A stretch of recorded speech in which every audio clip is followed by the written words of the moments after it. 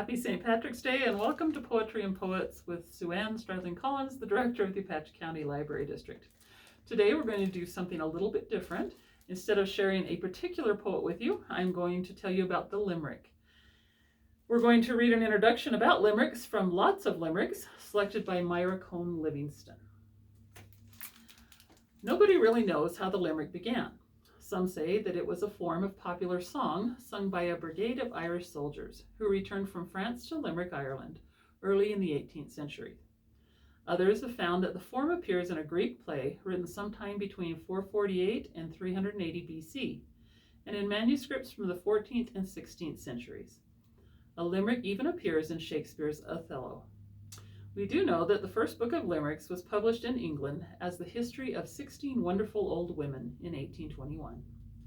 The next year, another book appeared in which a verse about a man of Tobago so inspired Edward Lear that over 50 years later he patterned his famous nonsense verses on the form. Lear has been called the poet laureate of the limerick. Today, the limerick is a light verse form which appeals to us through its ridiculous humor, its wordplay, and its bouncing anapestic rhythm, which is hard to say. Many of the limericks we know are anonymous, but a good many others are always appearing, some written by our best contemporary poets. The limerick has a certain form. That form is a 5-line poem, and what happens in a limerick is that you have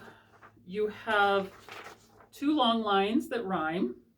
And in a rhyme scheme, whenever we're talking about poetry, rhyme scheme is designated by a letter of the alphabet. So A, and A means that these 3 are going to rhyme, and then the B and B means that those 2 would rhyme. If it went on, you would have C or D or whatever. And so a limerick is 5 lines. First 2 are long, they rhyme. The second 2 are long, they rhyme. And then the 5th one goes back and rhymes with the first 2. So that is the structure of a limerick. So I've chosen a few. They go very quickly. And here we go. The first one I've chosen is called The Thinker. There was a young fellow who thought very little, but thought it a lot. Then at long last he knew what he wanted to do, but before he could start, he forgot. That's by John Ciardi, contemporary poet. Well, he's dead. A warning. I know a young girl who can speak French, German, and Latin, and Greek. I see her each day, and it grieves me to say that her English is painfully weak.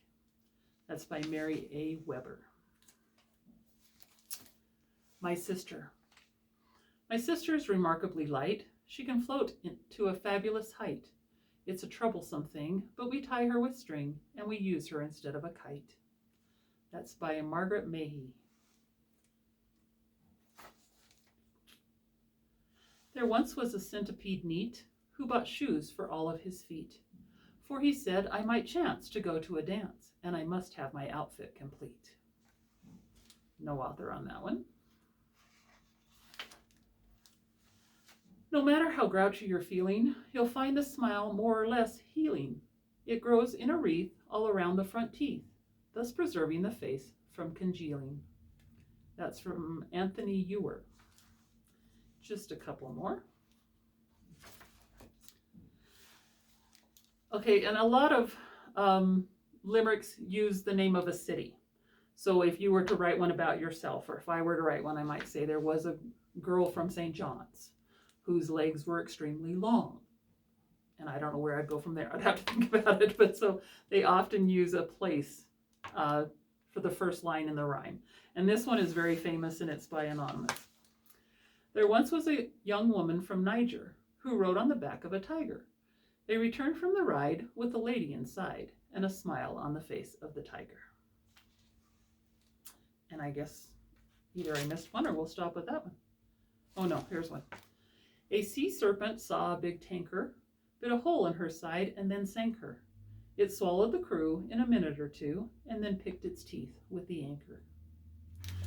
So they're fun, and they're meant to be fun.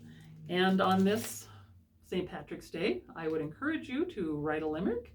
Maybe put it in the comments below so that we can enjoy it also.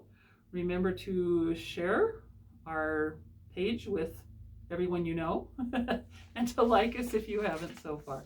Happy St. Patrick's Day and enjoy limericks.